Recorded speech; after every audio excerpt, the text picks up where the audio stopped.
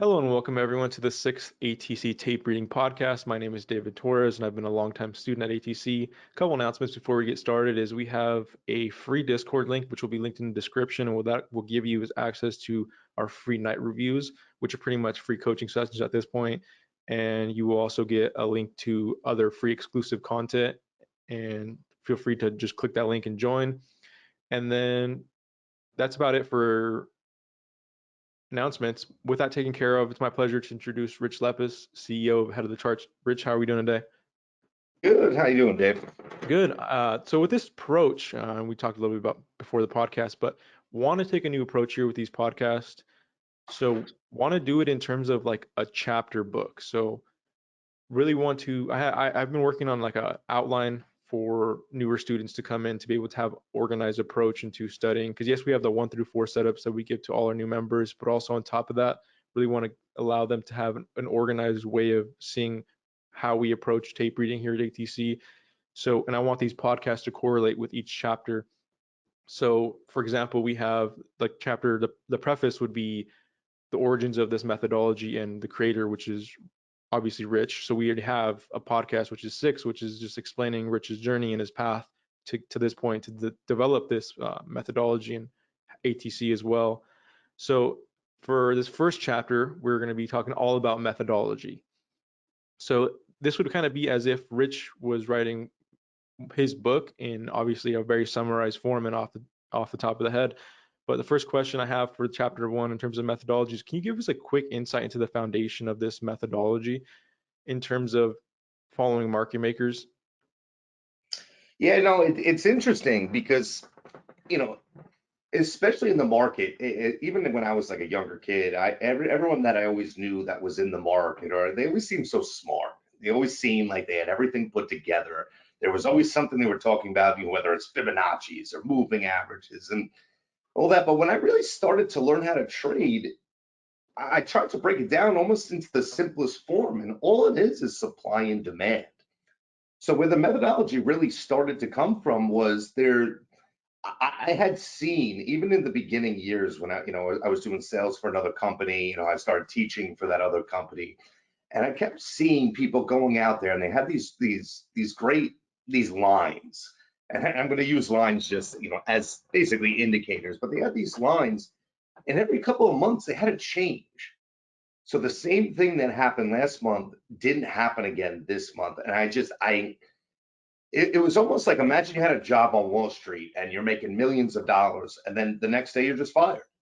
There's just everything changes now. Now you have to literally start over that same job. So it came down to really kind of thinking about what can never change. There's people say the market's fixed all the time, and they're right. But if you know who's fixing it, then you can work alongside them. So it really came down to supply and demand. Time and sales was the only thing that I could see that cannot be faked. It couldn't be manipulated. Yeah, are there dark pools? People love to bring that up when you talk about time and sales. Yeah, there's dark pools, but no one sees them until they happen. So the reaction is still going to be exactly what's being put out there. So it was more, almost looking for a methodology of attrition than it was looking for the holy grail, which in in turn actually ended up being the same thing. But it was supply and demand. It's the only thing that doesn't change, and that's exactly what the market's made out of. So why would I be focusing on these lines that are really projecting what the prints are saying? Because those lines are always right, no matter what. What they'll just adjust themselves. Those lines could dip 20 cents. They could dip, they're always going to adjust to eventually be right. But how was I going to be right first? How was I going to know what the chart looked like before those lines told me what was going to happen? And it really comes back down to supply and demand. We know that if a ton of people are buying and not many people are selling, the stock has to go up. I mean, it's just Hmm. such a simple philosophy, but so in depth at the same time. And just in my opinion, there was nowhere else to go. There's no other thing that I could possibly look at that was going to allow me to duplicate the same thing 10 years from now. Yeah. So on that note, how were the rules in order to be able to tape read created, and what are those rules? So what do you mean? So if someone comes to you as like, okay, well, I understand the methodologies following market makers, but what are the rules in order to be able to do so? So an example that comes off the top of my head is waiting for the building position and then taking that trade Okay. toward at. So just if someone just comes in So and wants a set of it, rules. it's crazy because everything I just said to you sounds wonderful on paper. Mhm. Oh, I'm Yeah. just going to follow supply and demand. That was not going to happen. If trading was that easy, everybody would just, you would see a bunch of green on the tape and you would just get into the stock and everybody would make money. As we know, that's not true. So it started with me developing this is how I want to go about Mhm. finding out how to trade. Then it started with patterns. So I know if I want to look at supply and demand, it has to be the tape. It has to be time and sales because that's the only place that truly shows what supply and demand is. You have your chart. That means nothing. So, but you could have a stock go up $100 with no substance in it. Okay, Mhm. it's not going to end up staying there. So it really came down to now. So I know time and sales needs to be the focus. I have to start to find patterns. Because if I don't have patterns, again, it comes to duplication. If I can't duplicate what I did today, tomorrow, it's useless. Because then, I'm just out there and I might make money today. I might, and might isn't, you need a game plan coming into it. So it started with patterns. So what I started to notice was that when you got a lot of buying, and I'm being very, general with that, but when you got a lot of buying, stocks wouldn't go up because I've seen PowerPoints on teachers. I've been to probably I've probably watched every instructor out there at least once. And they, so every once in a while you'd see someone bring up time and sales. And that was one of the funny parts too, is that time and sales never came up anywhere I ever looked. So anyone's methodology never actually had time and sales in. And that's what I was trying to focus on. So I didn't really have a backlog to go on. I didn't have anybody that said, okay, well, this is what this looks like, or so it came down to start looking for things that stand out. So when I would see standout buying, you would think like, okay, the stock's going to go up. But what I noticed is most of the time it didn't. Almost about 70% of the time, a huge amount of buying, the stock didn't go up. So now you have to think about it logically. So the whole goal of a market maker is to make money. Their goal, they don't get accomplish anything by taking your money and then letting the stock continue to fall. They need to actually make money. So logically, all you could think about in supply and demand is if there's a huge amount of buying that's shown, but then the stock goes down, what could the possibility be? And it had to mean because they don't want to show you everything that they're doing all at once. If everyone knew Goldman Sachs is going to buy, or let's use Elon Musk, if everyone knew that Elon Musk was about to put 9% in Twitter or whatever the number is, everyone was going to know what's going up. They don't put that out there first. They do it first, and then the stock starts to react. So the only logical explanation was a huge amount of buying was just showing us the tip to get interest to then bring it down and take those shares. Another huge fact that everyone likes to hide when it came down to making this methodology was that 90% of people fail. So out of 10 people in a room, if they're all telling you they're successful, they're lying, just Mhm. by statistics. So when I was seeing this, it made perfect sense. Of course, they don't want the stock to just go up off of buying because when people see that, that's showing that tip of the iceberg. They need more shares. And what's the Mhm. best way to get more shares? Make something look interesting, then bring it back down. So I started to see that with buying. And then I was like, you know what? Let's see if the same thing happens with selling. And something I saw was with selling, it happens less of the time, but still more often. So we call that, a number three trade, where we see Mhm. huge amounts of selling and we look to the upside. But that didn't happen as much as a number one trade with the amount of buying. So really, it all started to come from just seeing a pattern and working with that pattern and seeing if it was consistent and seeing if the percentages could be duplicated tomorrow.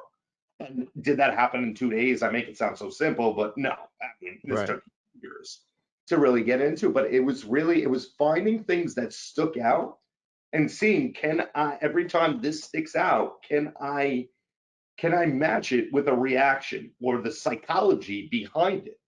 And what I found is that it was actually quite easy. It happened real often. Now, Yeah. when I first started trading, bull flags used to pop up about 70% of the time too. But the funny part is that bull flags and patterns and all that stuff, they kind of faded out because obviously market makers know somebody's going to do something. They're going to take their money from it. If 90% of people are going to do it and 90% of people fail, then obviously at some point it's going to stop working. But what I noticed about the print patterns is they never changed. Hmm. Didn't matter if the market was slow, the Dow was doing, what the SPY was doing, just never changed. If you saw that in a stock that had volume, that's what happened. So I couldn't find a better way to replicate something day after day than something that keeps happening day after day. Yeah, and it's interesting that you made a note. You kind of went against the grain a little bit there to develop the methodology. You saw what everybody else was doing, and it wasn't working most of the time, right?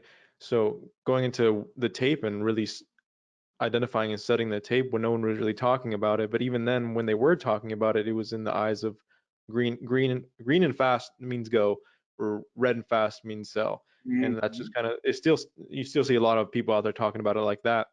But so it really comes down to like the law of averages, almost just continuously watching the same thing happen over and over again in terms of let's say like ask print above print personality in a stock, and that shows on the tape where huge level where market makers acquiring a ton, and then just statistically in your journaling you would just document how many times they pulled back. So can we dive into the psychology of why? I get the aspect of the retail mind versus a bunch of green, we're going to get in and go. But can you dive into the psychology of the tip of the iceberg a bit for people who don't really know what that means?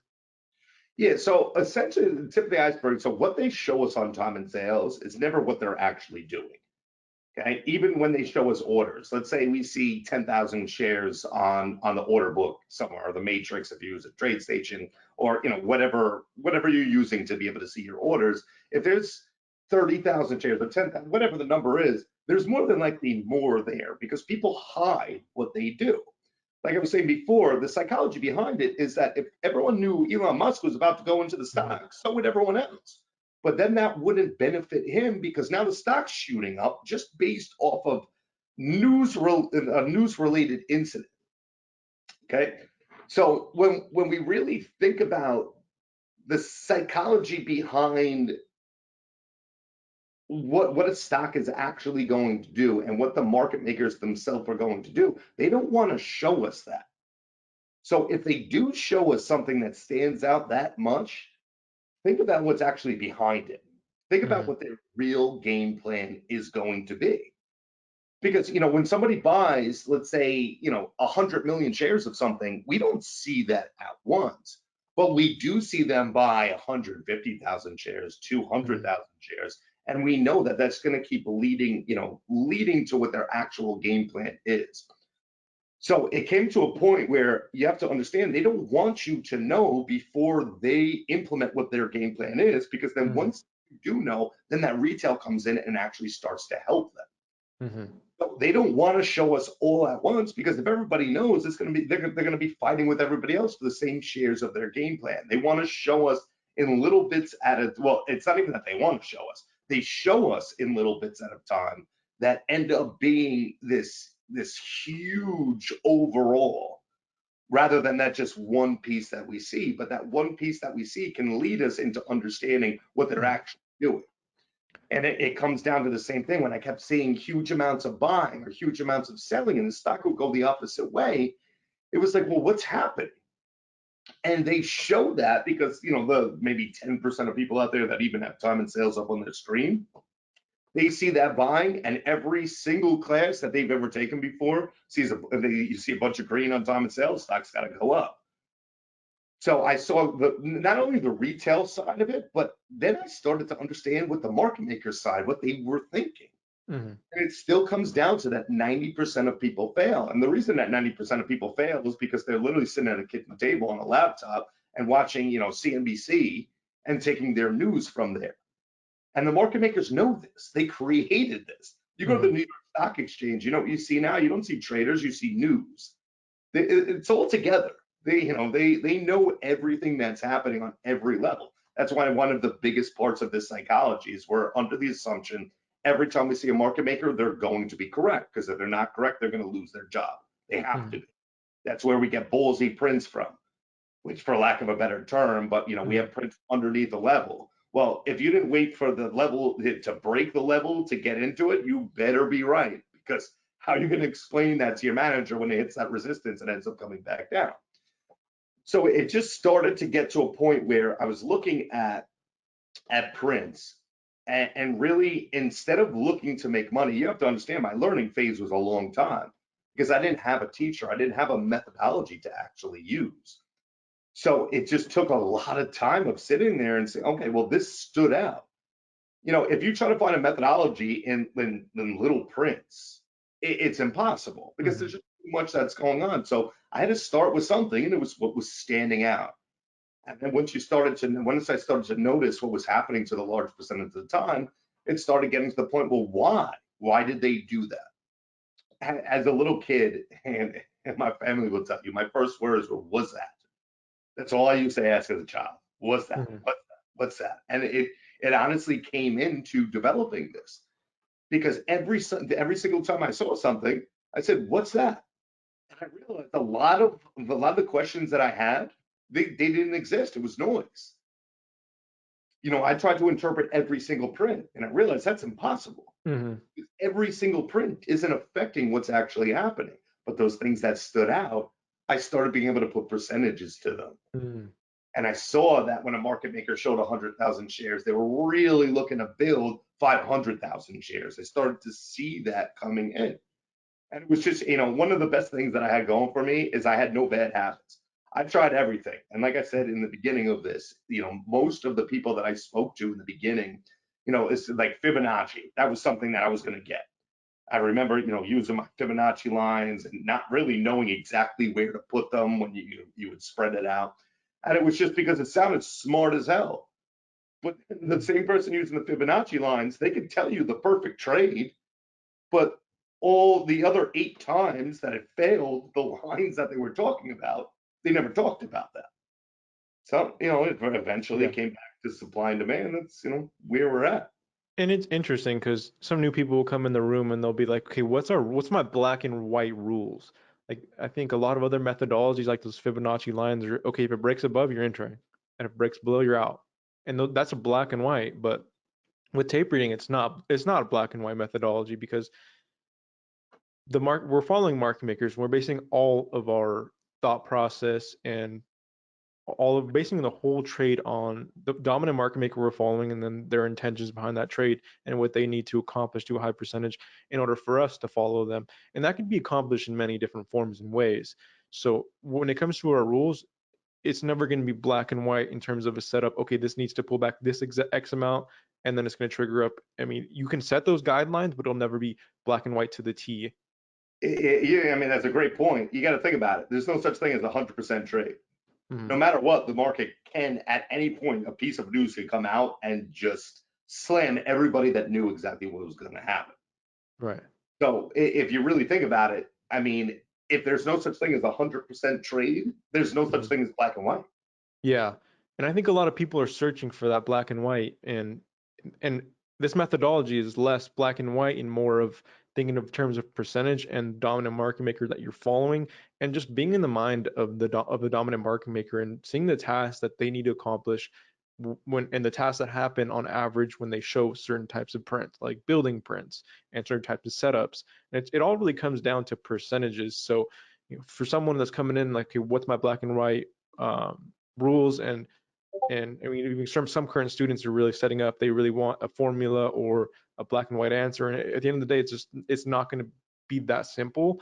But the way we are trained to combat maybe some of that black and whiteness is really thinking in terms of percentage. So if a market maker builds the proper amount per calculation, that's an added percentage. If we get a trigger off of that towards the buying above where the market maker is, that's an added percentage. Volume and other variables and ranges all added percentages. It's percentages with adaption. You have Yeah. to adapt because not everything is always going to go perfect. You got to just Mhm. think about the market. I mean, let's think about futures for a second. You could have corn. Corn could be grown. It could be phenomenal. The rain's perfect, and Mhm. there's all the corn in the world. All of a sudden, there could be some type of, bug that comes up and changes everything. Right. All of a sudden, now you can't grow corn anymore. So it's, it all comes kind of full circle. Now, the dominant market maker, that's where our structure comes from, but there are certain situations where things can change that. So it's Hmm. adapting based off of a game plan. You have who you're following and you know exactly what, but for instance, we were just looking at what Hmm. Oxy, OXY. So 60 was the real price target, but we came down to 60, 50, and there was nothing there. There was Hmm. more buying higher, there was enough selling. So there wasn't enough selling. Okay, so you know what? Instead of a dollar trade, it was a 50-cent trade, and there's nothing you could do about that. It just didn't come in. Yeah. And accepting that we have nothing to do with this market. Market makers control it. What they tell us is going to happen. So if they showed us that 60 was going to be the game plan, but then there's no selling coming close to bringing it back down, that Hmm. means it's not their time yet. Right. We work on their schedule, not ours. Yeah. And we make jokes about that all the time, especially at onsite. But to give context to that Oxy trade, so we had as prints at 60 above print personality and even 61 above print personality. So we had multiple levels that didn't follow the rules. So it's not like every single case where we get those prints where it'll follow the rules and build. There are often times where something can run an exception, or there's often times the market maker won't build immediately. So we have to dive into the why of those things as well, and then we set up the percentages based upon those trades. But in terms of this Oxy trade, the market maker's intentions showed that they need to build, but just really the way it was trading and the personality really lacked the true ability to really have a heavy building period and capture a lot of shares and get that change in personality. So with that trade, we just adjusted our expectations really. And the thing is that was it not clear? Our expectations had to be just, it showed us exactly Mhm. what to do. Yeah, it's just the tradability was a little different. 100%. It's easy to take a stock in the first second of the market and make, a dollar on it. Oxy showed us his personality wasn't going to give us a real clear trigger. It was, but it had the ability to go. Right. So, it came down to really just understanding that if it was going to the full 60, Mhm. selling would have came in. It just never came in. Yeah. So it's that percentage and then adapting to it. Right. And even this morning with that, the triggers up for back towards the buying, they weren't even the greatest trigger or most clear. So thinking in terms of percentage as well, you would take some off percentage wise for the trigger. So everything that we do in terms of following dominant market maker is broken down into percentages, and then those percentages are broken down into a scale, whether if it's like that. Speaking of a trigger, which is price action and volume, indicating the market maker is ready to either build or make money on their position, that can be 10% or it can be 0%. If you take the completely wrong trigger, you're not taking a trigger at all. So it's all terms of percentage wise. But kind of want to transition into How do we duplicate anything tomorrow without percentage? We have exactly. to put a percentage to everything that we see. Yeah, definitely no question about that. In terms of game planning, I think that's a little more black and white than anything because knowing what a market maker needs to do and the rules being the market makers need to build on the positions they show on and what happens on average when they do that. But transitioning to the game plan, that's a lot more black and white, which you're setting your price target, your stop loss, your entry, and those are all based upon the dominant market maker we are following. So in terms of the game plan that allows us to be able to trade the market maker's intentions, how do new students navigate that? Is that something where at the end of the day you really need to be on the 10% for all of those scales? So like that the trigger needs to be closer to that 10% every single time. How do you navigate with the game plan in terms of black and whiteness? Or, I mean, because as you get it better as a trader, you're going to be able to take trades like today in Oxy. The triggers weren't clear. It was a very low percentage on terms of triggers, but the overall rest of the trade really allowed for that, for making up some of that percentage. So how do new students get navigate the game plan? Do we really stick to just full black and white? We need high percentage all across the board. And how do you progress maybe into being a better trader and not necessarily needing those percentages? Yeah, so that's a real interesting question because as a new trader, talking to a new trader right now, you have no leeway. You Mhm. have nothing. So if it does not follow calculations exactly, you have no trade.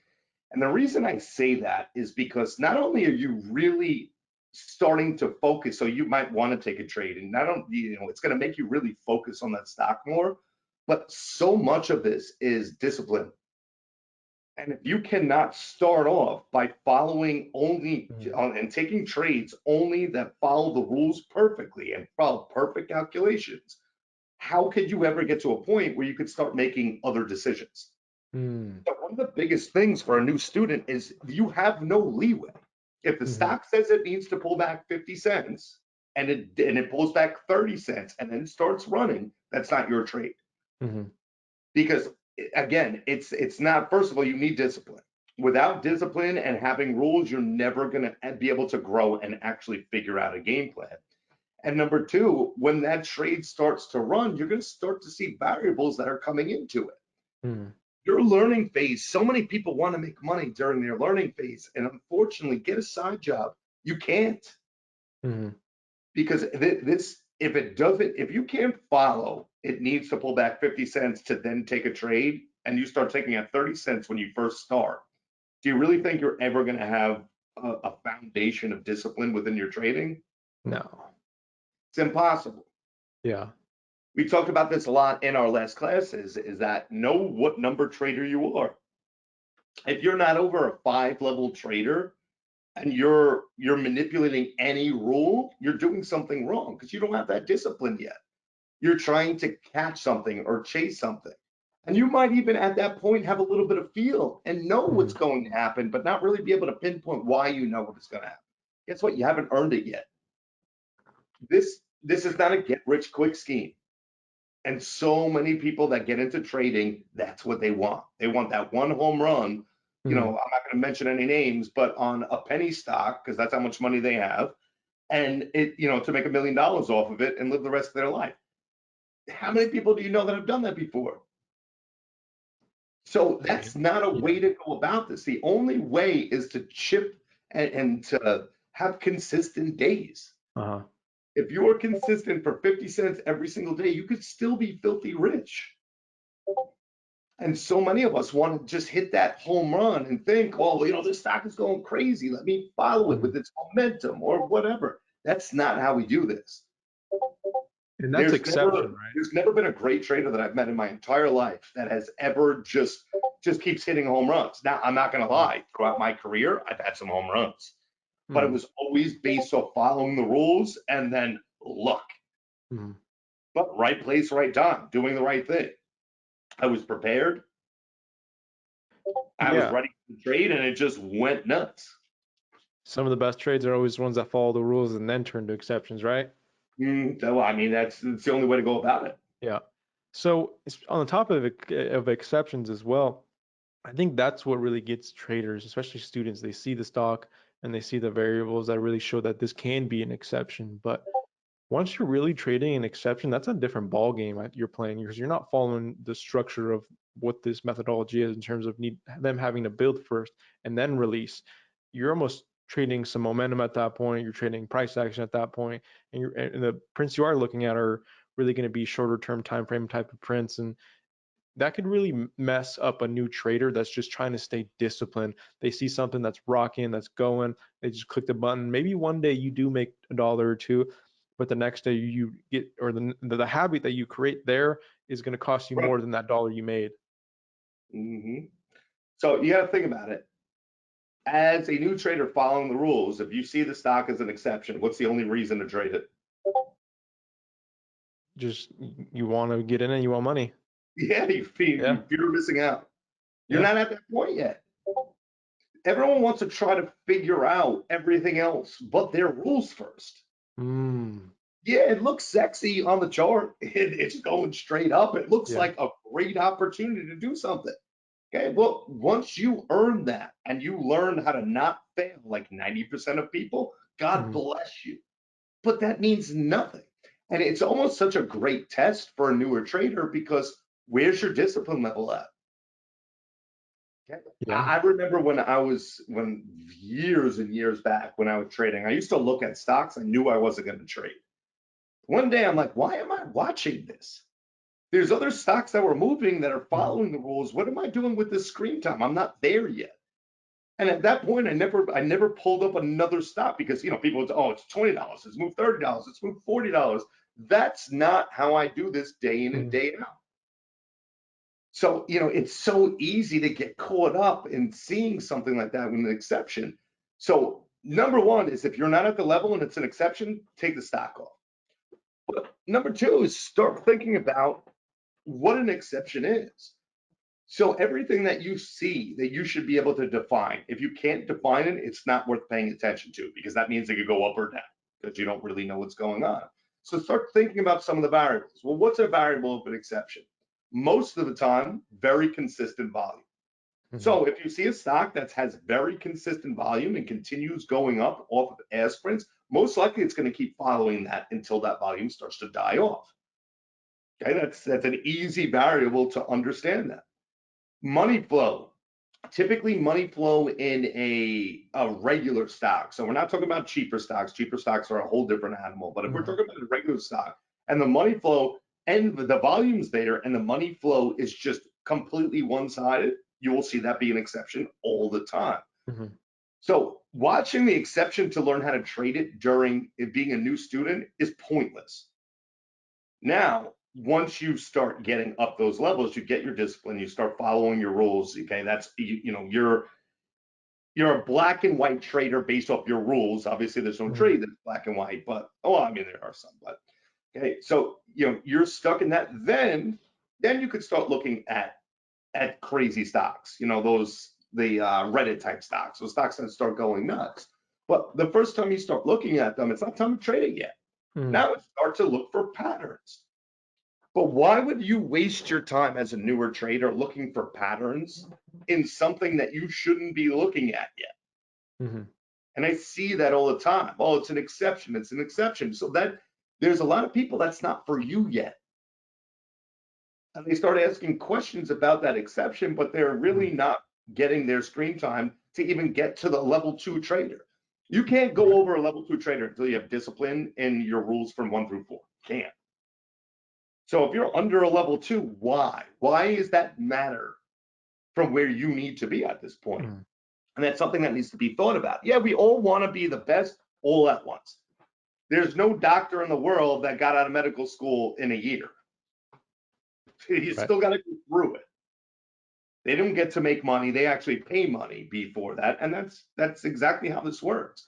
You're talking about, making more money than a doctor and your malpractice insurance isn't going to be as high. Hmm. It's interesting because I feel like I had the opposite experience. I was so grounded in the rules and always following the rules. So when I transitioned to trading exceptions, I was trying to trade them like they were rule followers, Which, which didn't work out well, right? no. So And Dave, not for nothing, but you're here as quickly as you are because of that reason. yeah. Everything, see, the thing is, everything is grounded in the rules. Hmm. Not everything is going to follow a perfect calculation, but it's all still grounded within those rules. So if you didn't have that grounding, that foundation, you're literally at a point where you're gambling. You're looking at charts and you're trying to follow momentum. Yeah.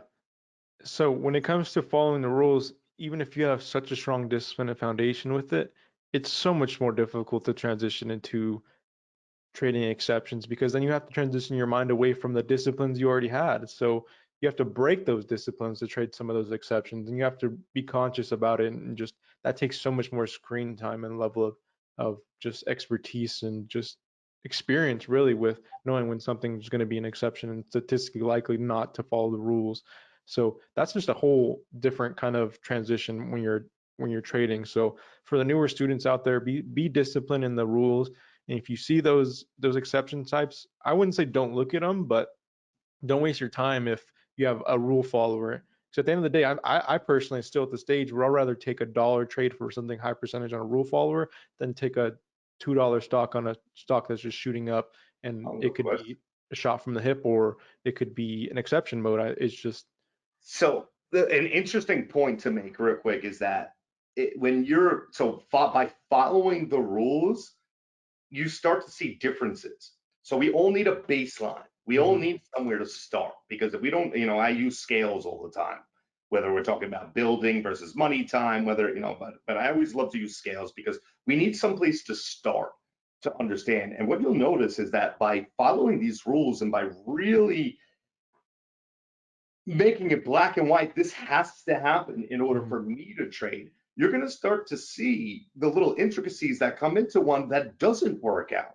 Hmm. So not only by following the rules are you learning how to actually trade at a high percentage, but you're also learning what things start to look like when they don't work out. Yeah. So by really focusing on that baseline, which being our rules, it teaches you what an exception starts to look like. Yeah. But without that baseline, without these rules, it doesn't work that way. It opens up the gate of your mind to be able to recognize when something is not following those rules. And what does that mean, right? It comes back to what is, why. So when it doesn't follow those rules, you analyze why or what are the variables that didn't allow for that to follow those rules. And then you most likely the next time that example comes around and you're going to be able to trade that, such as something that doesn't pull back that proper full amount. Maybe there's significant volume, and on the pullback, there's just clear, overwhelmingly ballsy prints and accumulation. And it's just showing that statistically likely these market makers are looking to make money, and they're looking to make money relatively soon rather than have a long prolonged building period.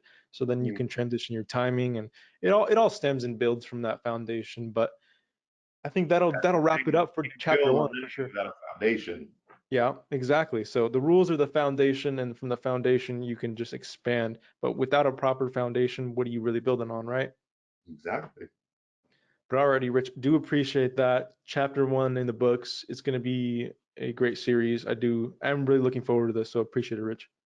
Absolutely. My pleasure as always, Dave. Absolutely.